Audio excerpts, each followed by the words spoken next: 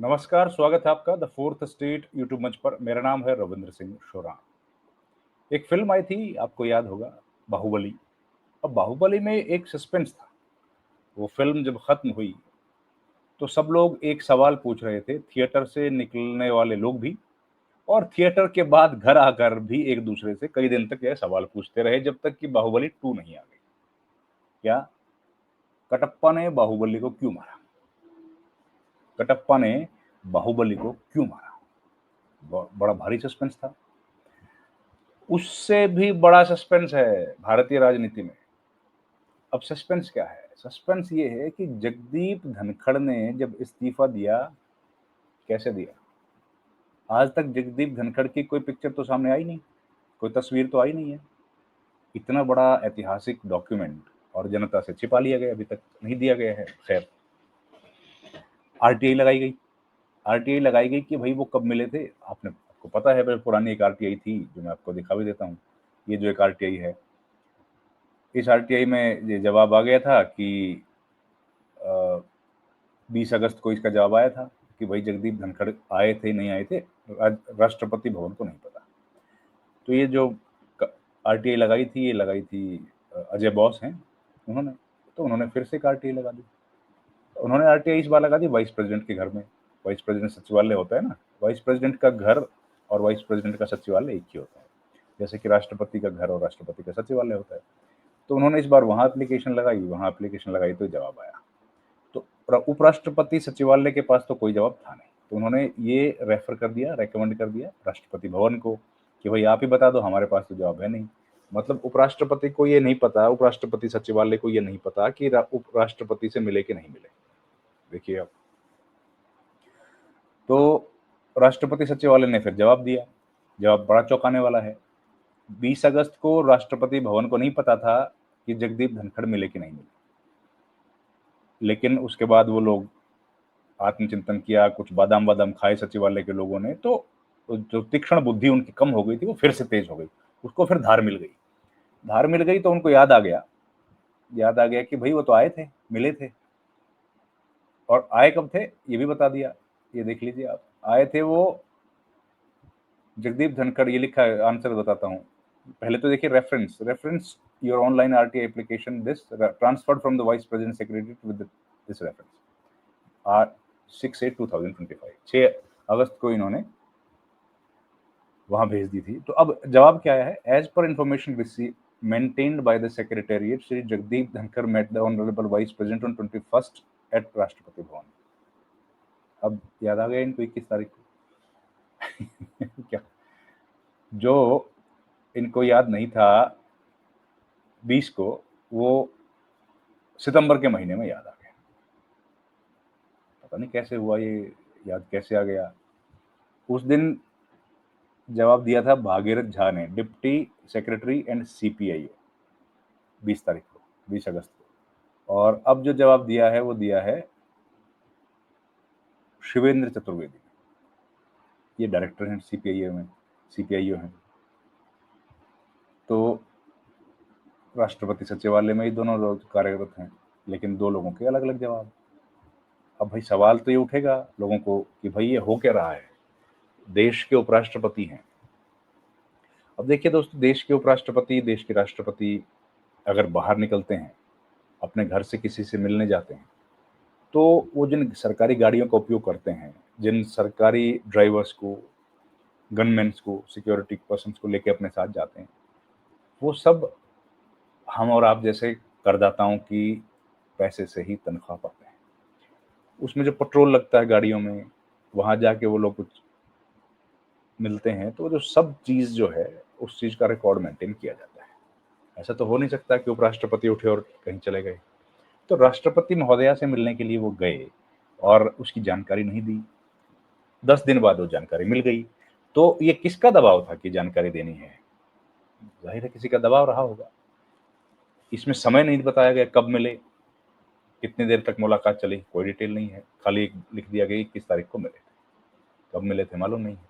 खैर, लेकिन ये तो बात तय है कि एक गलत जानकारी तो दे दी, या तो 20 अगस्त को गलत दी, या 4 सितंबर को गलत दी है। 2 अलग-अलग लोगों ने जानकारी दी है। क्या एक ही दफ्तर में बैठे 2 अलग-अलग लोगों को जानकारी नहीं है कि उपराष्ट्रपति आए थे कि नहीं आए थे। एक ही दफ्तर में राष्ट्रपति भवन के एक ऑफिस में, जो भारत के सबसे बड़े संवैधानिक पद पर बैठे व्यक्ति का ऑफिस है, उस ऑफिस के लोगों में इतनी भी तारतम्यता नहीं है कि वो लोग एक-दूसरे के बारे में जानते हों कि ये सूचना सही है कि गलत है। क्या आरटीआई की जानकारी ऐसे ही दे दी जाएगी, बिना तथ्यों की पड़ताल किए? और जब दे दी गई है तो ये दूसरे जो व्यक्ति हैं उन्होंने तो इस बात की पोल खोल दी कि पिछली वाली जानकारी गलत थी, या तो ये गलत है या वो गलत थी। खैर जो भी है, एक तो गलत है। अब सवाल ये है कि जगदीप धनखड़ अब हैं कहाँ? खबर तो आ ही रही है, अभय चौटाला के फार्म हाउस पे चले गए हैं। लेकिन एक और प्रश्न ये उठ रहा है कि उपराष्ट्रपति और राष्ट्रपति जब तक ये पद पर रहते हैं तो ठीक है। जब ये लोग अपना पद छोड़ते हैं, तो इनको कुछ स्पेसिफिकेशंस हैं। एक घर मिलता है, सेक्रेटेरिएट मेंटेन करने के लिए स्टाफ मिलता है, ऑफिस मेंटेन करने के लिए अलाउंसेस मिलते हैं, ये सब चीजें मिलती हैं। लेकिन जगदीप धनखड़ का तो घर नहीं मिला अभी तक। वो तो सरकारी बंगला उनको अलॉट जो हुआ है वो तो अभी रेडी नहीं है, तो वहां तो उन्होंने शिफ्ट किया नहीं है। वो गए हैं एक प्राइवेट घर में। प्राइवेट घर किसका है? अभय चौटाला का। घर क्या फार्म हाउस है। तो उसमें जगदीप धनखड़ चले गए, तो क्या ये जो महीने हैं, 1 सितंबर को वो गए हैं वहां पर, तो ऐसा लग रहा है कि महीने की पहली तारीख से उन्होंने शिफ्ट किया है। 1 तारीख से लेके अब जब तक भी 3 महीने, 4 महीने, 2 महीने जब तक वहां रहेंगे वो, उनका नया घर तैयार नहीं होता, तब तक क्या भारत सरकार अभय चौटाला को उनके घर में और उपराष्ट्रपति के रहने का किराया देगी? क्योंकि जिम्मेदारी किसकी है? जिम्मेदारी तो भारत सरकार की है। भारत सरकार की जिम्मेदारी है कि वो इस पद पर आसीन किसी भी व्यक्ति के पद छोड़ने के बाद उनके रहने सहने का देखभाल की जिम्मेदारी उनकी है। तो अब क्योंकि सरकार उनको घर नहीं दे पाई, इसलिए उनको किसी प्राइवेट एकोमोडेशन में शिफ्ट होना पड़ा। अब जब प्राइवेट एकोमोडेशन में वो चले गए हैं, तो जाहिर है उसकी जिम्मेदारी तो सरकार की ही है, भारत सरकार की। तो क्या भारत सरकार अभय चौटाला को पूर्व उपराष्ट्रपति उनके घर में रह रहे हैं, इसकी एवज में किराया देगी? क्योंकि जो प्रोविजंस हैं उसके अनुसार तो उनको किराया देना पड़ेगा। अब वो जो इलाका है, वो तो बहुत मुझे लगता है महंगा इलाका होगा। फार्म हाउस है तो जाहिर है बड़ा भी होगा। मुझे एग्जैक्टली तो पता नहीं है, लेकिन 25-30 लाख रुपए शायद किराया हो सकता है उसका महीने का। अब क्या सरकार इतना किराया उसका वहन कर रही है? और अगर कर रही है तो ये बड़ी बात है, और अगर नहीं कर रही है तो क्यों कर नहीं रही है? क्योंकि क्या वो व्यक्तिगत तौर पर किसी के घर में जो रह रहे हैं, तो उस उतने दिन का क्या खर्च सरकार नहीं देगी? ये सवाल है। जवाब तो अब सरकारें आमतौर पर हमको जब देंगी तब देंगी, लेकिन एक ये सवाल उठ रहा है और लोगों के मन में है। खैर, जगदीप धनखड़ का जो इस्तीफा था वो लगातार रहस्य बना हुआ है। किन कारणों से उन्होंने इस्तीफा दिया, अभी तक कोई जानकारी किसी के पास नहीं है।